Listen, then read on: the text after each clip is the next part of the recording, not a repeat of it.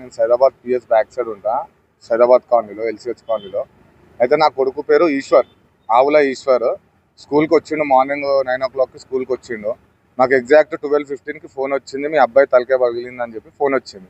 అయితే స్కూల్కి వెళ్ళి అడిగితే ఏమంటున్నారు అంటే, పిల్లలు కొట్టుకున్నారు, మీరు అంత యాసిటీ ఎందుకు ఫీల్ అవుతున్నారు, ఎందుకు అంత హైపర్ అవుతున్నారు అంటే, మీ బాబుకి ఇట్లా అవుతే మీరు ఊపుతారా అని చెప్పి నేను క్వశ్చన్ చేస్తే, అతను ఏమంటున్నాడు అంటే, నేను ఏముందో ట్రీట్మెంట్ పైసలు ఇచ్చేస్తాను మీకు అని చెప్పి ఆ ప్రిన్సిపాల్ అతను అట్లా మాట్లాడుతున్నాడు.